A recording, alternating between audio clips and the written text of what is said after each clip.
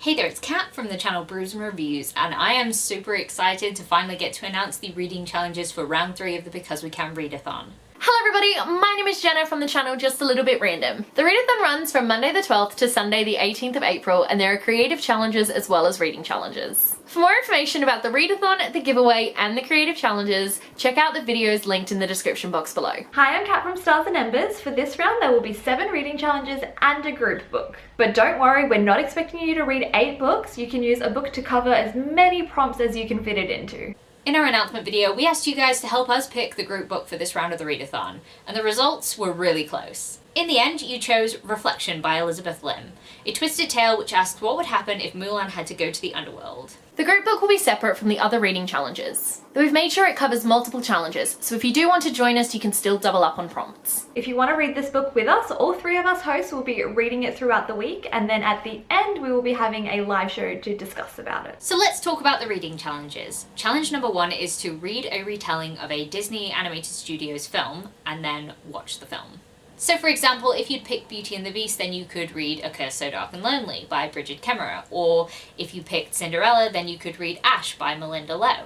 Challenge number 2 is to read a book about royalty. Disney has brought us some of the most iconic princesses, but we're not limiting this challenge to books with princesses. As long as there are royals in a book, it will count for this prompt. Examples of books you can read for this challenge include A Curse So Dark and Lonely by Bridget Kemmerer. This one follows a prince named Ren. Ash Princess by Laura Sebastian. This one follows a princess named Theodosia. Red Queen by Victoria Aveyard. This one is all about the royal family. Or The Other Side of the Sky by Amy Kaufman and Megan Spooner. This one follows a prince named North. The possibilities really are endless. Challenge 3 is to read a book that focuses on family. Disney has brought us so many stories that focuses on family relationships, and we'd like you to read a book that does the same. So around me I have like Lady Midnight, which has a big family focus because of the Blackthorn children. There's like 7 of them. Oh, and then there's something, you know, like the series of Unfortunate Events, which is super short, so good for a readathon. Focuses on the Baudelaire children and how they've lost their family and how they're sticking together.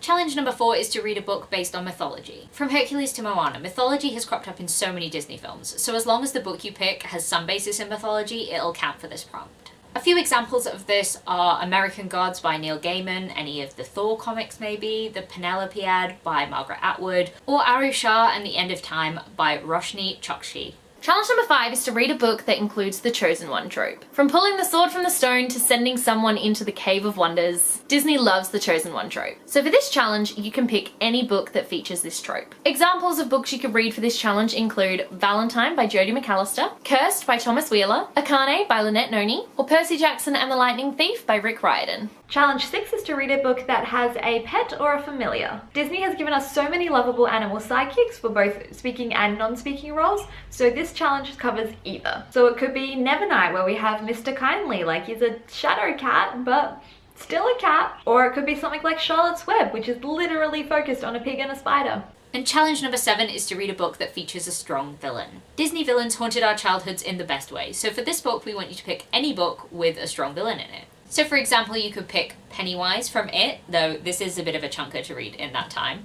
You could pick The Hanged Man from the Tarot card series, because if you haven't read this series by now, definitely pick up The Last Sun, it's great. That also has a good villain in it, but not quite as great as The Hanged Man. Or you could go for a BookTube favourite and find Sebastian Morgenstern in the Mortal Instruments series. So those were all of the reading challenges for round 3 of the Because We Can Readathon. For more information on the readathon, the giveaway, or the creative challenges, don't forget to check out the videos linked in the description box below. We're so happy to be back for the 3rd round of this readathon, and we really hope you can join us. If you have any questions, leave them down below, and don't forget to subscribe to this channel and all of our socials so you don't miss a thing about the readathon.